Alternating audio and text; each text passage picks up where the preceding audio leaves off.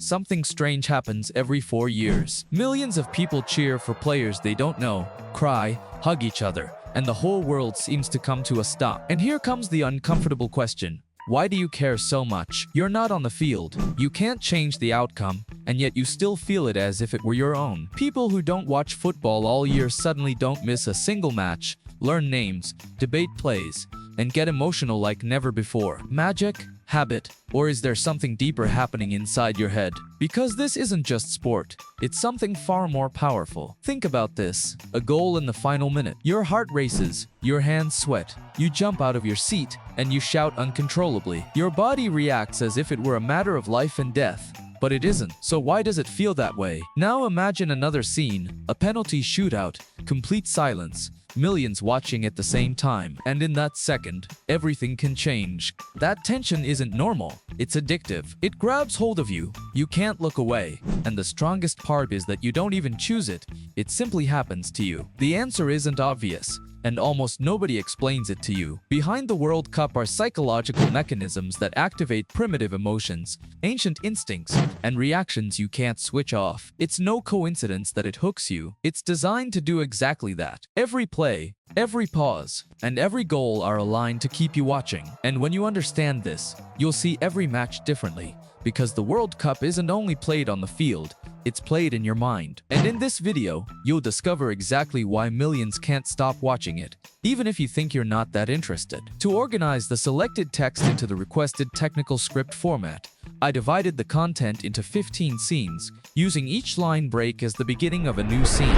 The World Cup isn't football. Something strange happens every 4 years. The World Cup is not just football, even though that's what everyone believes at first. In reality, it is one of the most powerful events for capturing human attention on a global scale. For a few weeks, the entire planet seems to synchronize. People from different countries and completely different lives watch the same thing at the same time. That almost never happens. And when it does, your brain interprets it as something important that you cannot ignore. It's no coincidence that you feel part of something bigger, because you are, at least in that moment. The World Cup works like a modern ritual. You don't need to understand the rules or be a fan. You just need to be there. And that's the key. Human beings have spent thousands of years gathering together to experience things as a group. In the past, it was campfires, stories, or battles. Today, it's a screen. But the effect is the same. Your brain does not distinguish between a tribe gathered around and millions watching a match. It simply feels that something important and shared is happening. And when something is shared, it becomes more intense. That's why a goal doesn't feel the same when you watch it alone as when you're with others. The emotion multiplies, spreads, and amplifies without you noticing. Now add something else. During the World Cup, everything revolves around the same thing. News, social media, conversations, and memes all point to the same event. There is no escape. Even if you don't want to watch it, you end up hearing about it. And little by little, without realizing it, you get drawn into the dynamic. You begin recognizing teams, players, and stories. And suddenly you're already giving opinions, reacting, and feeling. That's not a coincidence. It's an environment designed to keep you inside. Because the more you watch, the more you understand. And the more you understand, the more you care. And when you care about something, it's already too late. You're already inside the game, even if you've never touched a football. And that's where the World Cup stops being a simple tournament. It becomes a global experience that your brain does not want to miss. Your brain loves teams.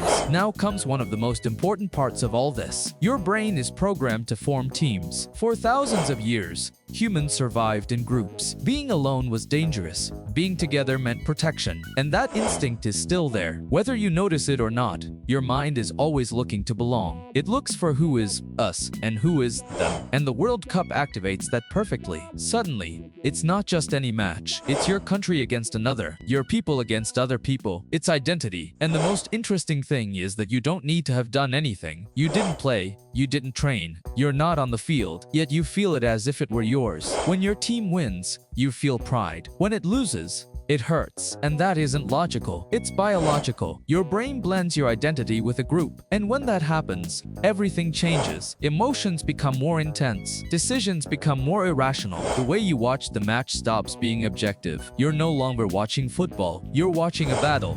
That's why you argue about plays as if they were personal. That's why you defend your team even when it makes mistakes. That's why it bothers you so much when the rival wins. It's not just sport, it's belonging. And the more you identify with it, the stronger the effect becomes. Now think about this. Why do even people who don't follow football feel something? Because they're not reacting to the sport. They're reacting to the group, to the flag, the anthem, the idea of representing something bigger. That activates a very powerful emotion, the feeling of being part of something. And that feeling is addictive. It makes you feel connected, included, part of a bigger story. And once your brain enters that mode, getting out is very difficult. You're no longer watching a match. You're defending something that feels like yours. And that's where the World Cup stops being football. It becomes identity. And that identity is what makes millions experience it as something personal.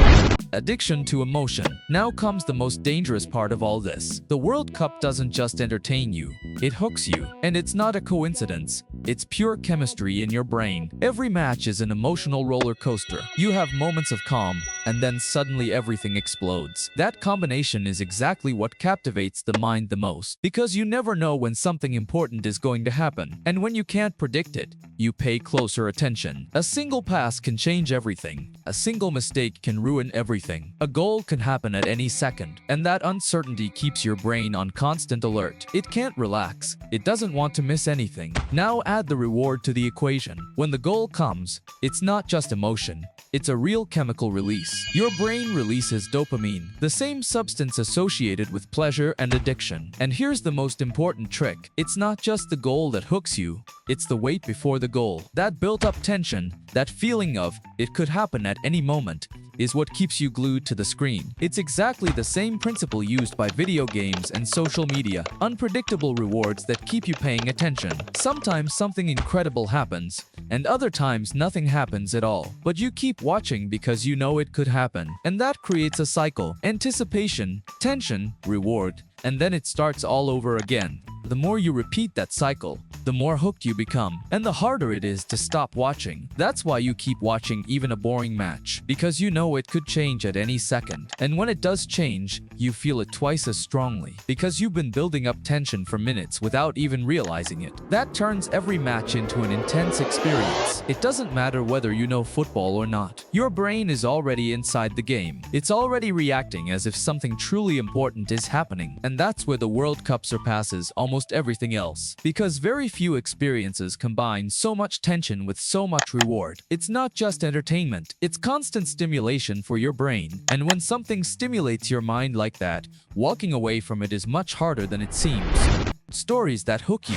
This is where everything becomes even more interesting. The World Cup is not just about matches, it's about stories. And your brain loves stories more than almost anything else, because it understands them, remembers them, and connects with them emotionally. Each national team is not just a team, it is a protagonist with a clear goal: to win. And along the way come obstacles, rivals, pressure, and mistakes, exactly like in any good story. That's why you're not just watching plays, you're watching drama. A player who misses a penalty can go from hero to villain in seconds, and someone nobody expected can become a legend. That's what pulls you in, because your brain is following a narrative, not just a result. You start identifying characters: the leader, the young prodigy, the veteran, the one seeking redemption. And before you realize it, you care about what happens to them. You want them to win or lose. You want to see how their story ends. And that's what keeps you watching even when the match isn't spectacular, because you're already emotionally invested. Now think about this. One team has lost everything and arrives seeking redemption. Another is the favorite and carries the pressure of not failing. It's no longer just football. It's a story of overcoming adversity against a story of pressure. And your brain needs to know how it ends. That's why you remember World Cups not only for the goals. You remember them for the stories. For the surprise team. For the player who changed everything. For the unexpected final, because stories stay with you, and the World Cup is full of them. Every match is a chapter. Every stage is a new source of tension. Every final is an emotional conclusion. And when one story ends, another begins. That's what keeps you from ever losing interest, because there is always something else to see. And when you combine stories with emotion and identity, you create something very difficult to ignore. You're not watching matches. You're watching stories unfold in real time. And that is why millions of people cannot stop stop watching. Crowd effect. There's something else that multiplies everything you're feeling. It's not the match, it's the people. Because watching the World Cup alone is not the same. When you watch it with others, everything changes. One reaction becomes many, one shout becomes hundreds, and one emotion becomes contagious. That has a name, but you don't need to know it to feel it. It's the crowd effect. Your brain copies what it sees. If everyone shouts, you shout. If everyone gets tense, you get tense. If everyone celebrates, you explode with excitement. And the most powerful part is that it happens without you thinking about it. It's automatic. That's why bars, gatherings, and giant screens are so intense. It's not just the match, it's the shared energy. And that energy amplifies everything. A goal feels stronger. A controversial play becomes more important. And every second carries more weight. Now add social media to the mix. While you watch the match, millions of people are reacting at the same time, commenting, giving opinions, and creating memes. And you see it. You read reactions, see emotions, and join in without realizing it. It's like being in a crowd even when you're alone. And that multiplies the experience once again. Because now you're not only feeling what's happening in the match, you're feeling what the entire world is feeling. That creates a very powerful sensation. The feeling of experiencing something together. And the brain loves that. Because feeling part of something collective is one of the most intense experiences that exists. That's why the World Cup is not just a sporting event. It's a massive social event. The whole world is connected by the same thing. And when millions of people feel the same thing at the same time, the emotion skyrockets. It becomes bigger, stronger, harder to ignore. And that's where the World Cup reaches another level, because it's no longer just about what you see. It's about what you feel together with everyone else, in real time.